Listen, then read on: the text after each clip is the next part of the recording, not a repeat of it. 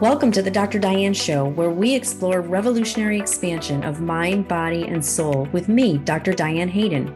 With over 20 years of expertise as a mindset warrior, perspective shifter, and unshakable optimist, I am dedicated to helping you reach your wildest dreams in business, health, performance, and relationships. Learn about the power of thought and how it shapes your life to take risks, change careers, find love, go on adventures, and live passionately with me, Dr. Diane. Get ready for revolutionary ways of thinking, being, and creating an amazing life. The Dr. Diane Show starts now. Hello, everyone. I am Dr. Diane Hayden, and you are listening to the Dr. Diane Show on Transformation Talk Radio. Stay with us for the next hour, where we will explore revolutionary expansion of mind, body, and soul. Each time in the show, we have experts from around the country discussing cutting-edge topics on longevity medicine, natural health, mindset, and soul purpose to help you shift your perspective and become a mindset warrior like me. I'm excited today to have with me Kelly McCarthy. She is a soul reader and energy guide, and she integrates ancestral wisdom and intuition with quantum physics and universal laws to expand awareness and foster heart-brain coherence for personal and professional growth. So welcome, Kelly. How are you today? I am fantastic. Thanks so much for having me, Diane. Awesome. So I like to start my shows off because I have such really unique, interesting, fascinating guests on all the time. By just talking about like your journey. I mean, how did you get to where you were, get to where you're doing what you're doing now? And I know, you and I know each other really well. I know about your background and what you used to do in your former life in this lifetime. But tell us kind of what led you, like, was there some pivotal moment that happened to you that kind of took you off of one path and into what you're doing now? Absolutely. So as a former pastry chef and restaurant owner, which is so far different from where I am now, I was working 7 days a week, up to 90 hours a week. I had 2 small children, constantly overstimulated, had no way of understanding what my needs were in that lifetime, my past life, so to speak. And literally what happened to me is I had what the medical world would call a breakdown, but really what it was a breakthrough. It was a tap from the universe to let me know that there was a whole different way to live. And even though that tap took a good year for me to fully incorporate and embody what that change fully meant, meaning I had to go through the experience of having medications and really getting to that rock bottom to then be able to bounce back and move forward into my new world. So that's really what happened to me was that existential tap of saying, hey, Kelly, this is not the life you were meant for. This is the expectations you were living for someone else. And now it's time to make those changes and live a different world. So do you think that you always knew you were intuitive or more intuitive than the average person? Or did you have any inkling that you're doing this job as a pastry chef? I mean, it's like, wait, I actually think I'm an intuitive, or I know I'm an intuitive, or I get messages. How did that happen? Well, what I can say is when I was a small child, I remember having full-on conversations with animals. I knew very early on that I had this connection. And it was literally visible to others because they could see that the animals were actually corresponding to what I was saying. So even though they couldn't hear the conversation, there was definitely proof in some way. But unfortunately, because of our conditioning in the way that we're raised, in the way that, we are imprinted by all the beliefs around by other people, I really kind of pushed that down. I didn't believe in it. I didn't trust in myself. And of course, life got busy, right? I was just doing what I needed to do to get through the next day, having every experience I needed to have. And it wasn't until that breakthrough where I really learned to tap within that my shamanic gifts that I was born with, and we're all born with these, we're just conditioned to forget these over time. So it wasn't until I learned to really go within that I retapped, I remembered these gifts, and then they just started to flourish. And they continue to grow to this day.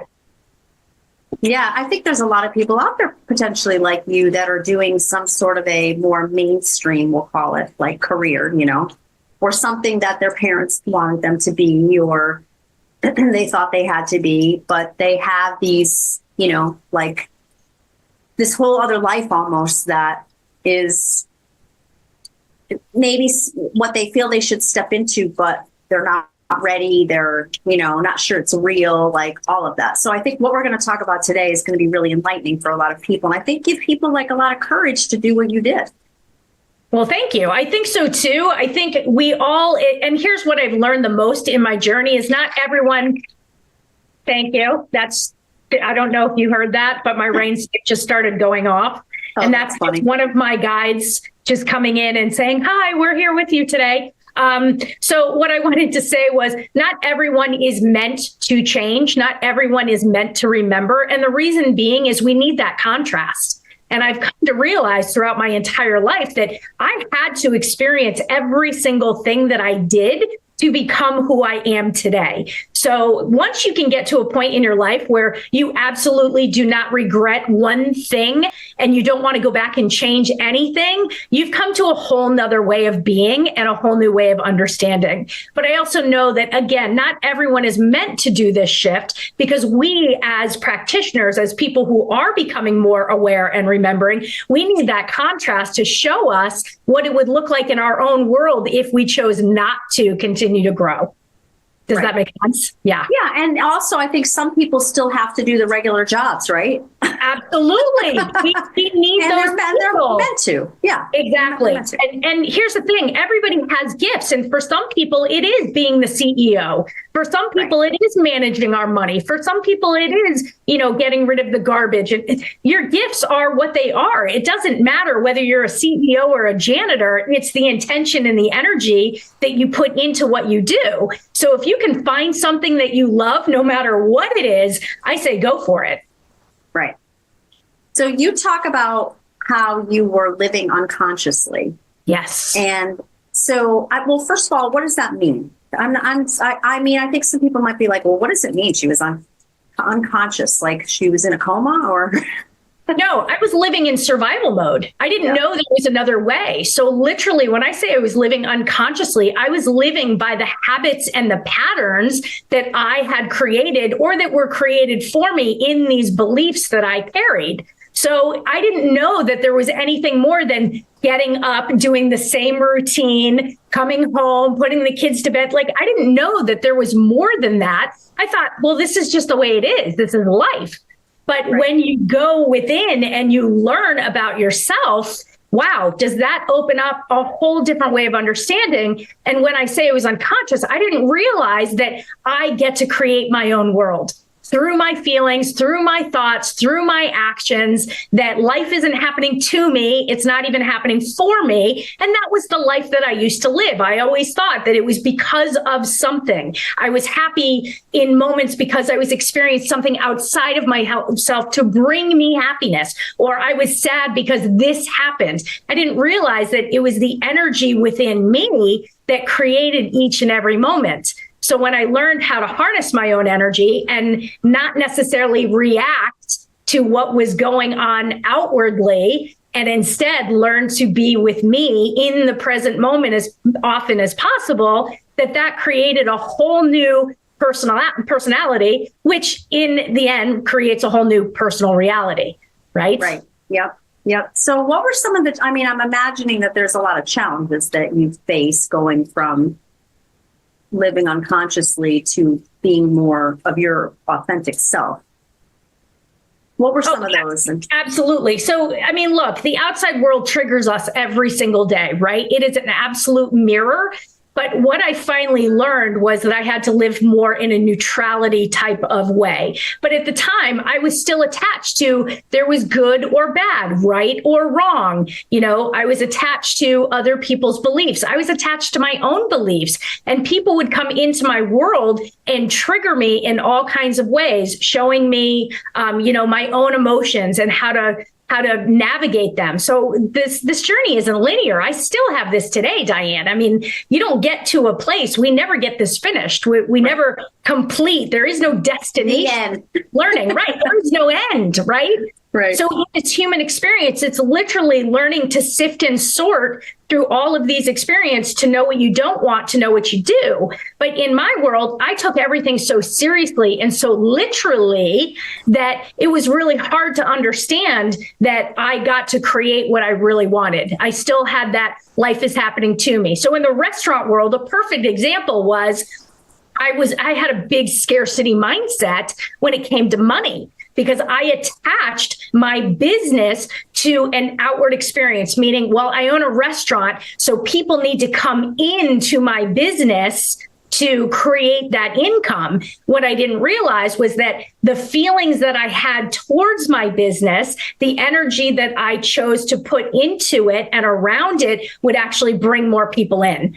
So the scarcity mindset is a big one with a lot of people because we're taught to believe before we actually see, or we're taught to see before, you know what I mean? Like we have to see it to believe it. So for me, I had to learn, and it's a like I said, it's not linear. You just keep going over and over and over in trying to understand this better. Yeah. You brought up sort of the scarcity mindset. I think that's I think a lot of people are stuck in that. Yes. And I think it's hard for people to understand how does what I think really affect what happens on a day-to-day basis? Oh, it's so huge. I mean, it's so huge. And I think for me, one of the things that I did with money, because people don't understand that money is energy, right? They see it as a physical product of something. It's tangible. And in the quantum field, you can't live that way. So for me, what I had to do was, instead of saying spend my money, because spend means it's gone, I had to start looking at it as I'm recycling it. The money that I put out is then helping this person to, send their kid to ballet class or whatever it was. So I had to put the good energy into it. Instead of seeing it as a loss, I changed my mindset into a gain. I'm passing it. I'm helping. I'm having it go around. And before you know it, that money comes back to you. And so every piece that I sent out, I specifically would say thank you. Like, as I handed it to someone, I had the mindset and said, thank you. When I was writing checks back in the day when we wrote checks, I used to write thank you in the memo saying, I asked for this service. This shouldn't be a burden. I should be in appreciation and grateful for the service that I asked for. So changing your mindset around it was really, really important for me to get there. Right. Because when you're angry about basically writing the check or paying the vendor, for the service that you did, that sends a negative. That's like saying, well, I'm mad that I have to put this money out. And so basically I could see how that would be stopping money from coming back. Yes. Right. Like, it's just that I'm angry about having to do this or putting this money out. So money is not going to come back to me because I don't feel like it's safe or I trust that if I put this out, it's going to come back. And I think it's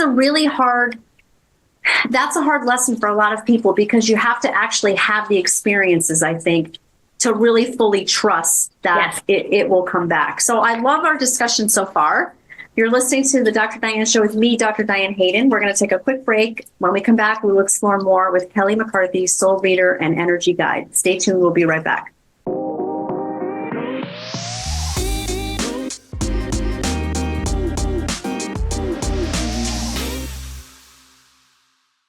We're back on the Dr. Diane Show with me, Dr. Diane Hayden. But before we continue, I want to make sure everyone knows how to contact me. You can find me at www.drdianehayden.com or at either of my two publications, www.naturalnutmeg.com and www.essentialnaples.com. And you can learn more about Kelly McCarthy at her website, which is www.beyondwordsandwisdom.com. And that's spelled BEYONDWORDSNWISDOM.com.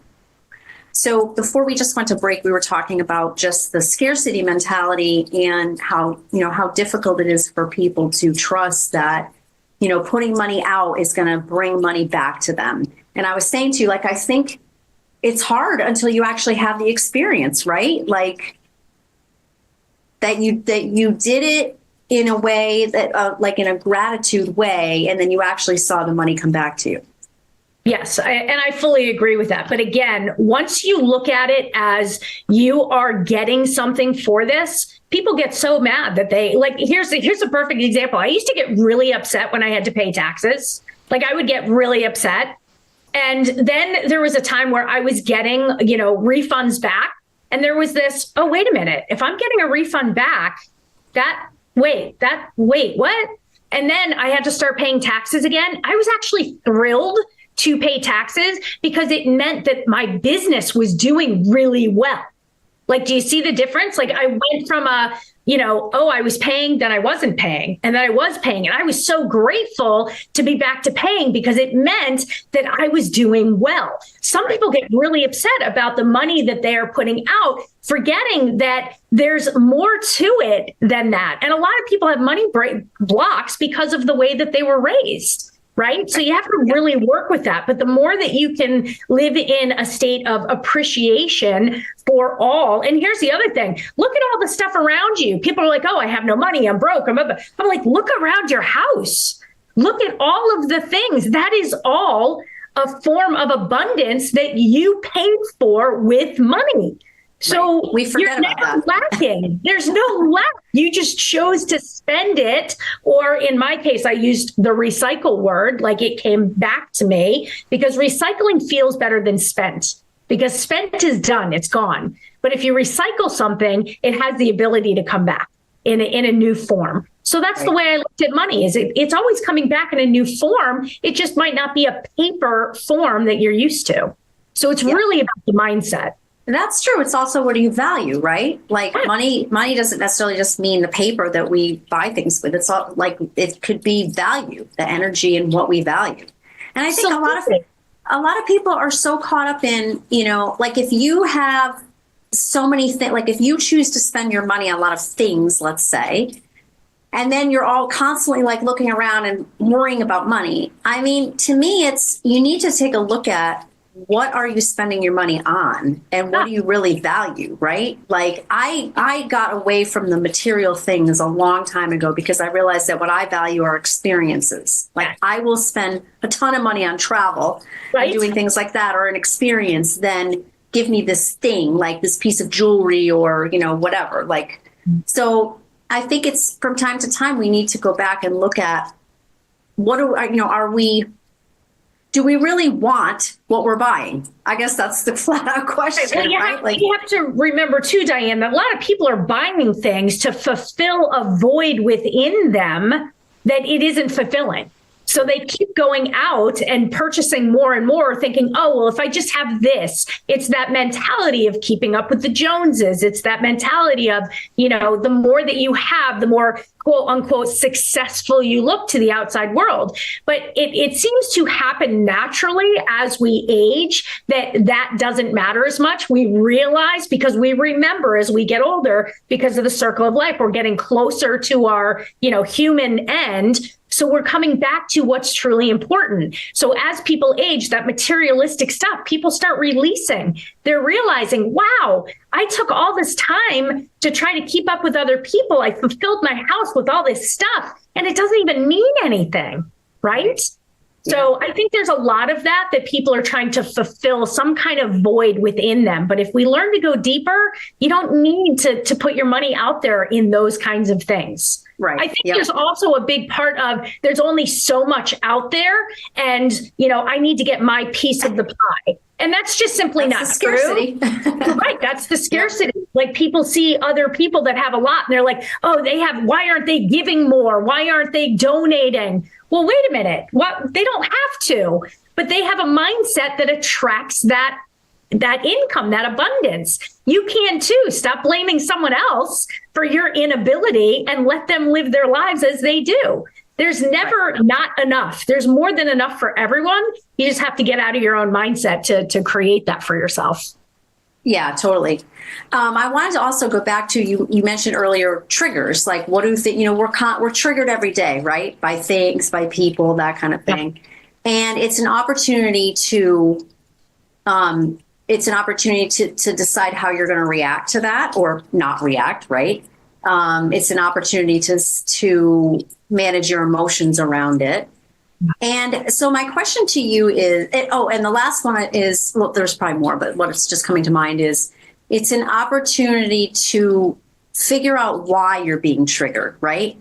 And I think that's the one that's the hardest, because people, like, let's say somebody triggers you, like a coworker, or your mom or something like that. And I remember when I was going through a lot of coaching and doing, a lot of spiritual work, I was told, well, the person who's triggering you is the one that you have the biggest lesson to learn. And it's probably because there's something about them that you have in you. Now, you might disagree with that, or you might agree. So that to me was like, oh my God, if this person triggers me, is making me crazy. Yep. It's because there's nothing like I'm nothing like them. And that's why it's making me nuts. So how would you explain that? And then how do you help people understand why they're being triggered? Right. So triggers are often the mirrors, right? The stuff that we don't want to see in ourselves. But what I usually say about triggers, if somebody is triggering you, it's usually because that is the deepest wound in your life that you need to heal. Right. And this is a lot. And this is so funny we're talking about this, because I actually just had this experience today and was talking to one of my friends about one of my biggest triggers. And one of my biggest triggers happens to be my daughter. And the reason being is that oftentimes I'm seeing, for her, the way that she treats me at times opens up this wound of me being neglected or ignored or not seen as a small child myself. Right. And I didn't realize that until actually today, that our constant combat with one another is literally because she, to me, shows that wound of myself not being seen. And I think this is a lot with a lot of people when it comes to triggers. But what we have to be willing to do is look within ourselves and really say, what is this causing? One of the biggest triggers out there right now is politics. Look at this, right? Everybody wants to be seen. Everybody has an opinion, but everybody's opinion, everybody's perception is specifically that. It's a perception of an experience they've already had. And because we have narrow pathways connected to different people and different experiences, anytime we come up against something like that, it's going to trigger that emotion in us again. Does that make sense? Yep. Yeah. So to help people out of that, we have to notice, what is it? What's the feeling? Where is it in your body, first and foremost? Where are you feeling this trigger? Some people get a lump in their throat, which usually means that they're unable to speak their own truth. Some people get them in their solar plexus, which is like your own inner power, right? So one, you really need to locate where that sensation is in your body and go from there, because that your chakra system can tell you a lot. But if somebody isn't at that stage of understanding yet, we kind of have to go back to, okay, let's just pause. Let's take a moment and let's really look at, what is this bringing up for you? What emotion is this bringing up for you? Is it anger? Is it sadness? Is it loneliness? So people don't necessarily want to look that deep into their own stuff, because that's the shadow side, right? But when we are able to look at that shadow side, our entire lives can change, and we can learn how to not immediately react. And know that the more energy we put into something, anytime somebody's triggering you, it has nothing to do with them. It has to do with you. There is nothing about that other person that has anything to do with anything. That is a time for you to look at you and your own stuff. People like to constantly blame other people for how their reaction is. Oh, you voted for this person. Oh, you did. It's all nonsense. It's all in those moments that you have the opportunity to go back in and deal with your own stuff. Right. Yeah. I mean, that exact situation happened to me with me and my mother, actually. There for a long time, we would butt heads about everything. She was very she still is, which is so funny, but it's interesting to see like how the dynamic changed between us. Yeah. But she's a very like nervous person and fearful person. She doesn't like to travel. The world's not safe. Like, you know what I mean? Like the sky is falling constantly. And I'm the complete opposite of that. Like I'll go here, there, everywhere. I'm like optimistic, blah, blah, blah. And it would make me so angry that she was like that, like closed and always so fearful. And it's funny because I don't know that I could put my finger on what happened, other than I'll say this: when she fell and broke her hip and I was spending like a lot of time with her, I started to see what she was saying from a different place. Like now it wasn't about me. It was that, oh, she's fearful because she's losing her independence. You know, she has to be in this rehab place for 3 weeks. And I could actually like kind of step out. It was like this weird experience I had where I was like stepping outside of my body. Yes. And just observing her like as a stranger, as if I like didn't even know her. And I was able to just not get triggered at all by it and kind of be like, wow, you know, I feel, you know, sad for her that that this is her experience of life, that the 90 years, this has been her experience of life, basically. And how much time does she have left? And I'm not going to spend the little time she has left getting triggered and getting into an argument with her and getting all like frustrated about the way she is. This is the way she is. This is her life. I can't do anything about it. I can't change it. And so I'm going to separate myself from it. Yes. And it was a pretty wild experience. But now we have an amazing relationship. And she says the stuff she still said that used to make me crazy. It doesn't even bother me anymore. It's like, wow, this is really awesome. Well, because you've gone past that and you see her in her wholeness instead of seeing what she's lacking, you're able to see all of her and love her anyway. You're loving her as she needs to be loved instead of the way you think she needs to be loved. Exactly. Yeah, I love that. So we're going to take another quick break. You're listening to the Dr. Diane Show with me, Dr. Diane Hayden. We will be right back talking with Kelly McCarthy. Stay tuned.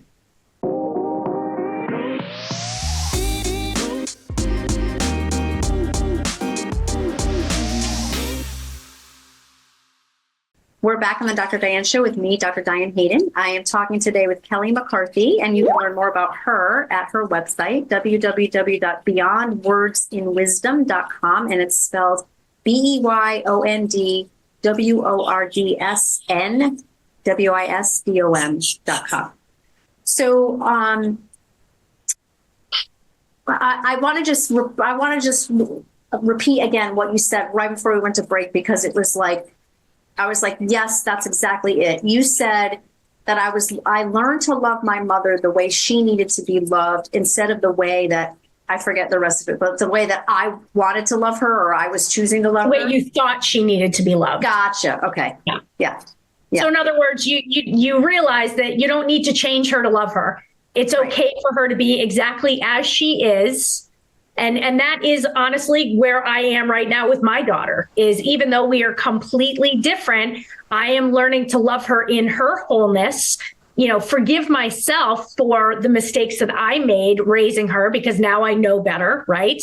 And I would have done things differently. But I also know that every single experience she had to go through and we had to go through together will bring us to exactly where we need to be. So there's nothing that I would change. But yeah, I'm in that same place of just having it be okay with her being so different from me and still being able to have that connection and just loving her in her wholeness instead of trying to change her or change anything about the relationship for us to be able to get along better. Does that make sense? Yep, totally. And I want to ask one more question, then we're going to get into like how you work with your clients. But this just popped into my head, and I'm imagining that people, whenever that happens, like this is my intuition saying like someone wants to know the answer to this. Yes. Do you ever have you ever seen situations where you feel like the relationship or the trigger or whatever it is so detrimental, let's say, to one person in the relationship that you would say, there's something beyond this. It's not just about you looking at yourself and why you're getting triggered, but there's actually like such a negative energy to that relationship. And I'm talking about whether it's a love relationship or a work relationship or a parent relationship, that you would say like, you really need to create a boundary with this person because it's toxic. Like it's beyond just trying to learn about what the trigger is.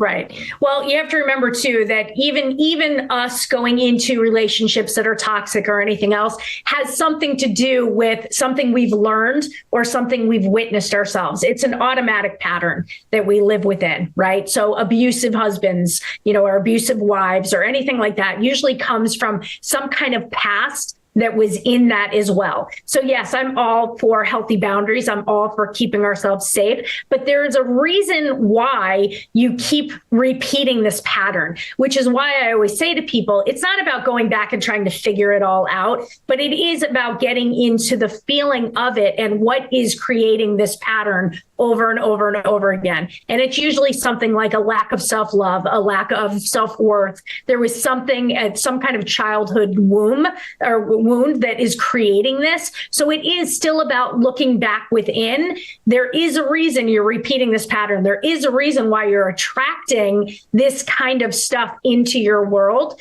But in my world, Diane, there is no good or bad or right or wrong. It's the energy that we're putting into it through our own perception and our own experiences that creates it such. Every single thing is teaching us something, even if it's, this is what I don't want, or this is not what I need or want, so that we can move into what we do. Right. So even if, let's say somebody acts a certain way that drives you crazy, it's because you're perceiving it that way. Like you're making it mean something, meaning it drives you crazy. Yeah.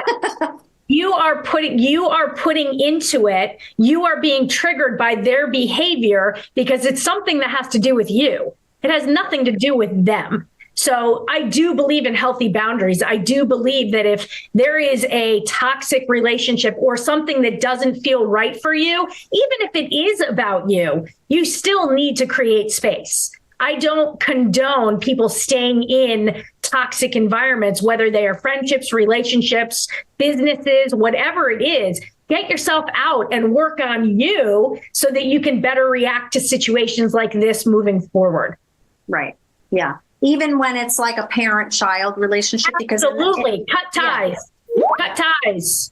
Do not allow yourself to be bullied or treated poorly, no matter what. Toxic is toxic. And I don't care if it's a perception of, they did wrong or it's a mirror of your own behavior. You have to separate yourself because you can't heal in the same place that you're broken.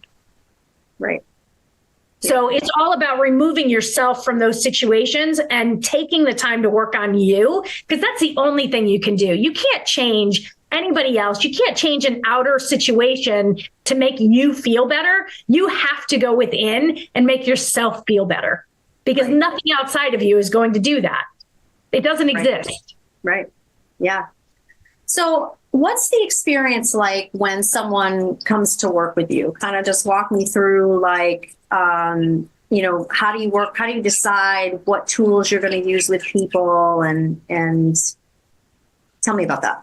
Yeah. So when people come and see me for what I call a universal energy session, what this is literally me helping you remember the being you were born as. Like I said, we all are born with shamanic gifts. So when people come to me, first and foremost, I explain the entire process, because I really believe that people need to have that information so that they're not just walking in blindly. So I usually spend a good 10, 15 minutes just talking about what's going to transpire during the session. And then what I do is I lead people through a very brief guided meditation to help them rest and relax into the space. And then it's very quiet and we're just sharing in that energy. And what is happening during that time together is I am connecting to the shamanic gifts they were born with so that they can actually experience them for themselves and receive downloads, receive clarification, receive, healing themselves. I'm not doing anything. I'm just a channel for this. So please don't put me on any kind of pedestal. I'm literally just holding the space for people to look in a mirror and remember who they were born as. And then what happens after the session, I lead people gently out of it. And from there, I ask permission to share all the messages that come through. And then we sit down and we have a conversation, and all the things that can come through for this are, ancestral fate. It could be your patterns, your personality type, whether you're a sun energy, a moon energy, and all these things mean things, but also your ancestor can come through. Animal totems can come through, angels can come through. And really what this is just giving you some information to help guide you on your path. But what I like to tell people is these are not infinite. This is not your destiny. What I'm doing is reading the energy of you and your core beliefs as you are in that moment. And again, reconnecting you to your true inner being to help steer you in the way that you are meant to go if you so choose. We all have free will. So some people, feel absolutely amazing. And within a few days, they can go back to exactly where they were, right? And for some people, this sticks and they continue on. And, 5 months later, they'll contact me and say, I am still flying high. I'm still doing this and I'm still doing this. And their conscious awareness opens up. But I always tell people I am not a one and done practitioner, meaning that I like to stay in contact with my people so that they know that they're not alone, that they know that it's not just this one session and then you're gone and you're over there going, well, now what? So people are constantly in, communication with me, telling me about the things that they're experiencing, and that helps build their confidence in using their own gifts. Right? Which I think is really important, is you can't just show people, you have to walk with them, beside them, so that they have that confirmation. So that's kind of what I do in one of those sessions. Yeah, I think what's also great, like you said, is that you wrote an article about this too, is that you're not telling someone this is your fate. Like, this is what's going to happen to you no matter what you do because right. You're an Aquarius or you're, a Chinese zodiac sign or whatever. It drives me nuts. I hear it all the time, and it's becoming more and more in our spiritual world. And it's really sad to witness that these soul readings that I have, people are coming to me and, I'm only going to have 2 loves my entire life. What? Who told you that? Or I am this because of this, where they get so caught up in this was my past life. Do you understand that every time you go back to that, you are becoming the frequency of that, whatever it was? And you are actually creating a story around that instead of connecting to your inner being. Nothing is written in stone. You get to create whatever it is you want. These things are meant to be guides for you, not solid proof that this is all you are. You're going to do this in life because this is your quote unquote human design. Or this is you because of your astrological chart. Or I hear it all the time. People are like, oh, it's because of Mercury retrograde. Well, yeah, if that's what you want to put out there, then yeah, this is exactly why it's happening. And we all do it. There are times where I've said it myself, oh, it must be Mercury retrograde, but I laugh because it's a joke for me. Right.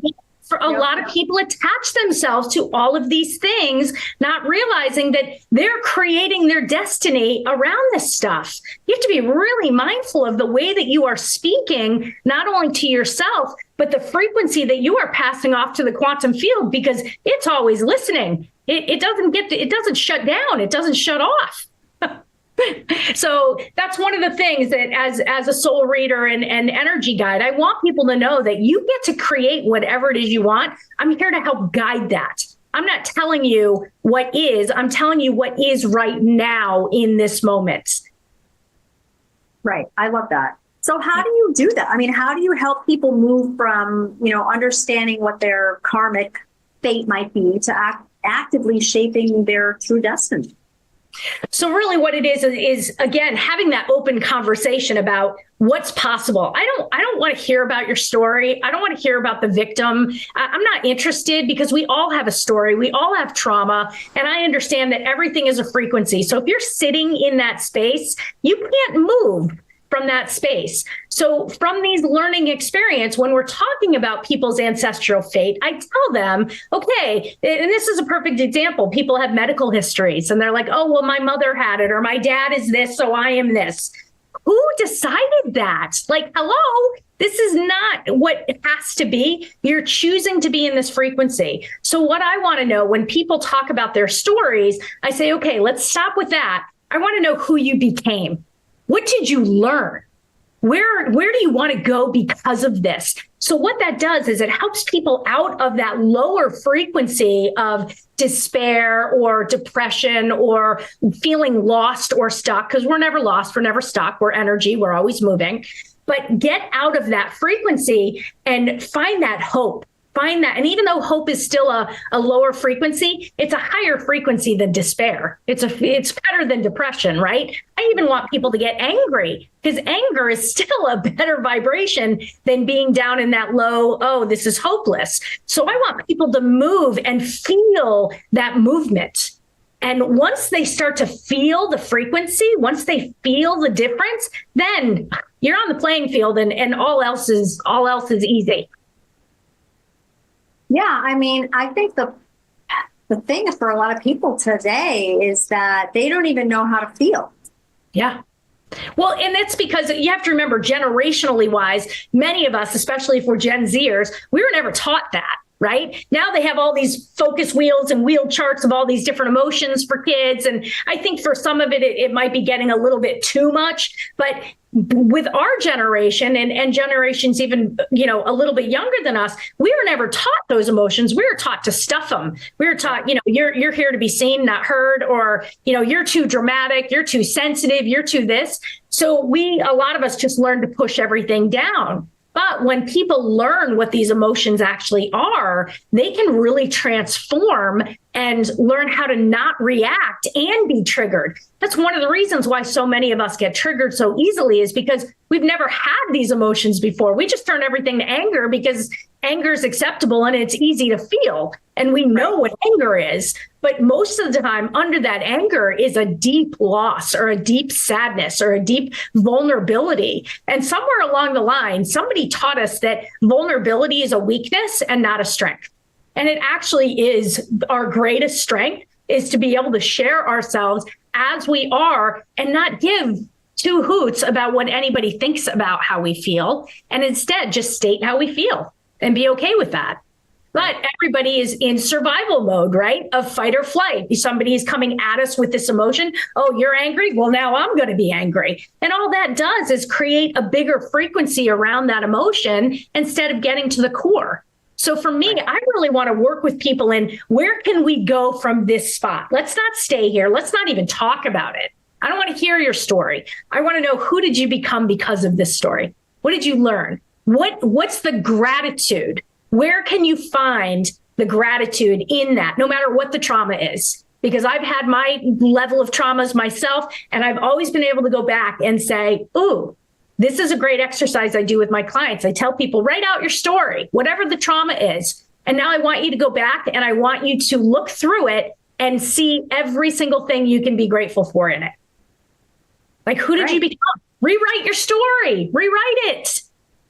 Well, that's the whole thing, because you said earlier that, the universe is listening. I believe, Absolutely. If anybody's ever read the Biology of Belief by Bruce Lipton, your body is listening to you. Absolutely. So if you keep telling this story over and over again, you're basically rooting it deeper and deeper in your cells even. Yes, you are going to a cellular level, and that you can't, like I said, you cannot heal from the place that you are broken. You have to move out of that energetic frequency and stop telling the same stories. How many times are you going to tell the same story about this one walked out on you? I mean, think about it. People are holding on to their stories from 20 years ago. How's your life been going? Like, you're not. I wonder why. You've been living in the story for 20 years. It starts to define you. Yeah, it starts to define you, right? Yes, it becomes your personality. Oh, why is this person always moody? Oh, I had this thing happen 20 years ago. Oh, okay, great. How about letting it go? Let's move forward and live the life that you're worthy of living instead of the one you hate that isn't, helping you in any way, shape.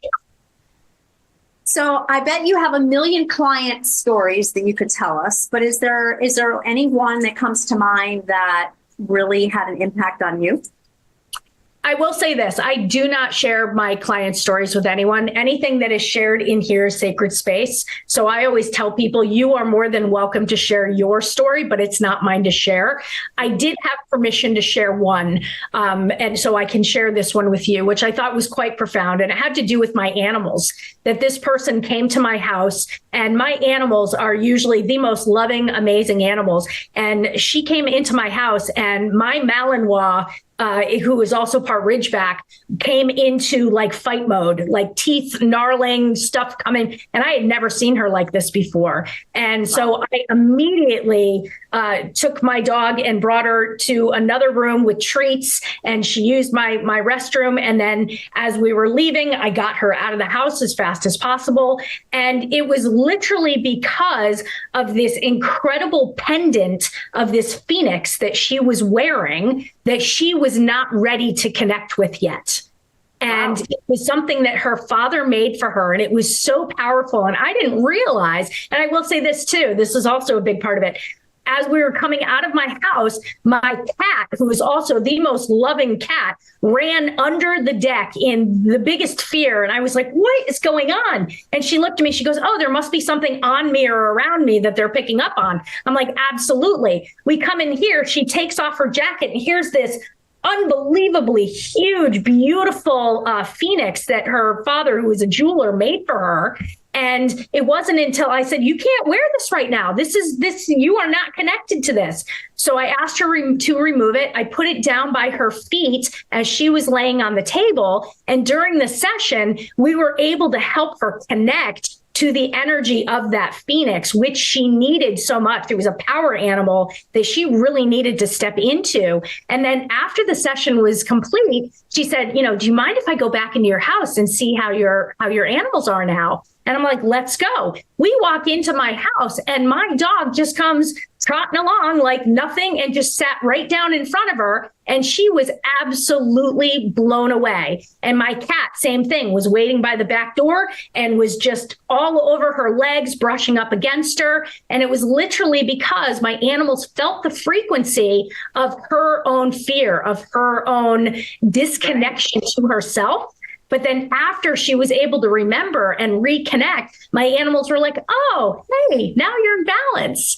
And she actually asked me to share that story so that other people could actually see how frequencies affect our animals. Because oftentimes people think that our animals have behavioral problems. Oftentimes with the animal communication I do, I see it's actually the energy in the house or something that's going on with a person, and the animals are actually being affected by that. And it's not really a behavior. Oh my gosh, how many times have you seen like a dog that has the exact same energy as the owner? I've seen that a million times. And I've also seen animals that have actually taken on the illnesses of their owners in hopes of trying to pull it from them. Oh, wow. Or they're masking the illness of their owners at the same time because they're so empathic, because they're just merely frequencies. They don't have the ego that we do, and they don't have that kind of discerning thought. So they just feel into everything. Yeah, that's wild.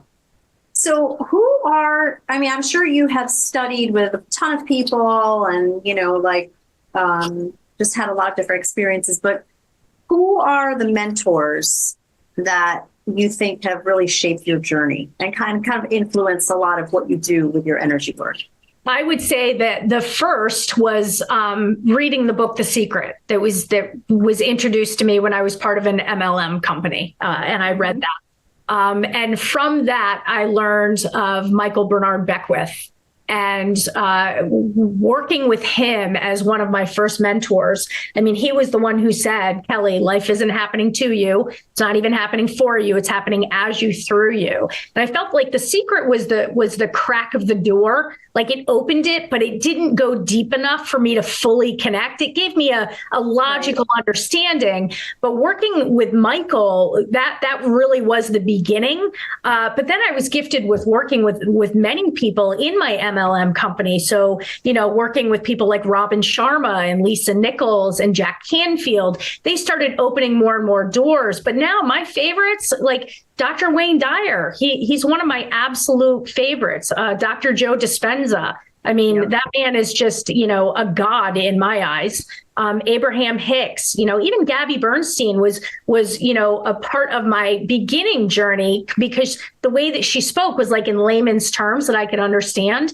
So I think for everybody, it's very different. People are pulled to the energy that feels right for them, right? So for some people, it's Eckhart Tolle and Deepak. But for me, I like that science, because so many people are science brained and science is a big thing nowadays. So for me, Dr. Joe is probably my all-time favorite because he is that bridge between, the science backing everything and the metaphysical. And he puts it in a way that is very understandable and just easy to relate to. So by far, he's my absolute favorite mentor.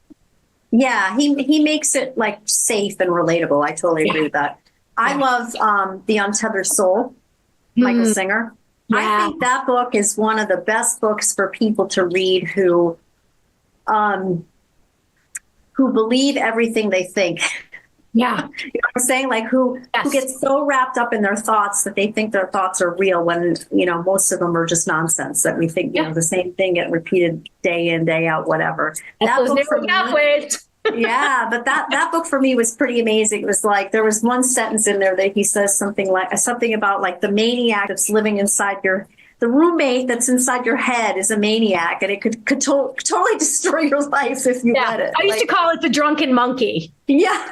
It's like the drunken monkey who just took over, and I was like, wait a minute. Try to wrangle a drunken monkey. Yeah, but it's so funny. Like when people are ready to hear that, they just are like, oh my God, like I never thought about the fact that half the stuff that I'm thinking, where did that even come from? Why am I even thinking that? It's crazy. Yeah. Well, again, most of it is beliefs that we've been instilled by others, whether it's society, whether it's, our parents, schooling, whatever it is. I mean, there's constant stimulation, and even more so now. I feel for the generations that have constant social media presence. Literally their ability to focus is like not even 3 seconds anymore.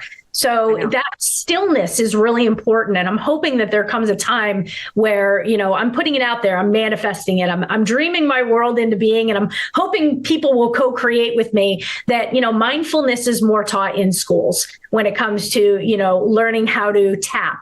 Meditation, yoga, it's not about the arithmetic and the reading. And those things are all really important, but stop telling history. Like, stop going backwards. Stop having people live in those frequencies. Let's teach them how to work in the now, how to be present and really live the life that they're so worthy of, because you can't change the past. So stop talking about it. Yep. That's exactly right. So people can find you through your website, beyondwordsandwisdom.com. Is there anything else that you want to let readers know, let our listeners know about how to contact you or anything else? Yeah, they can absolutely find me on Facebook or Instagram, just Kelly McCarthy. I'm really easy to find. You can even text me, 860-806-9684, or you can send me an email at kelly@beyondwordsandwisdom.com. Awesome. Yeah.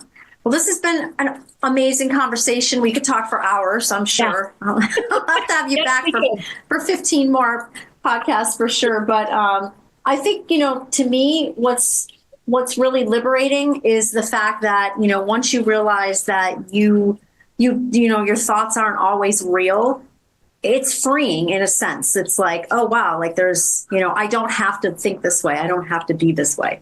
Yeah, and it's a choice.